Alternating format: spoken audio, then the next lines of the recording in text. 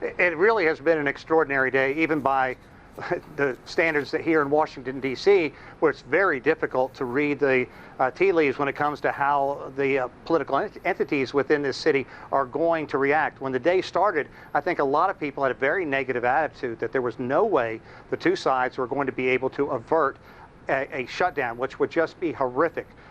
They were so far apart, and both sides are so polarized. Now, at risk, 3.5 million people in the United States would instantly stop getting their paychecks. However, at least 2 million of them would still be required to show up and work every day. U.S. military forces, as well as air traffic controllers, a lot of law enforcement personnel as well.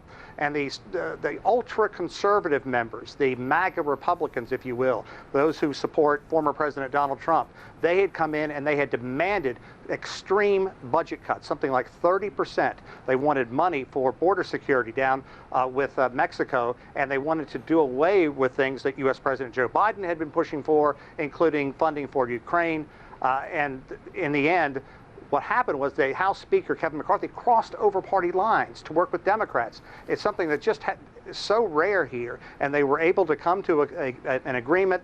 Then the House debated, the Senate rather, debated it for some time, and within the past 30 minutes, they were able to approve that measure, clearing the way for the federal government to stay open for another 45 days. But they have to come up with another spending bill that will move forward for the year before that happens. And if they can't do that, then we're going to go through this whole process all over again. But a lot of people are wondering what's going to happen with House Speaker Kevin McCarthy. He, a Republican, had a very tenuous grip on hold to begin with, and a lot of the ultra-conservative members had made it clear that they're going to try to unseat him now that he worked with Democrats. The Democrats are not happy that there was no money in the final measure to assist Ukraine moving forward. That was a bone of contention.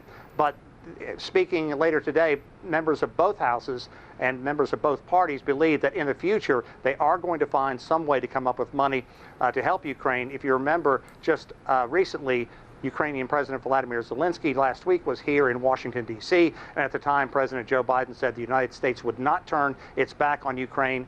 And the way this measure is signed out and played out tonight, that's exactly what's happening. So it's been a long day here, but they were able to avert the shutdown, and that is the big news. It could have caused huge economic ripple, not only in the United States, but globally as well.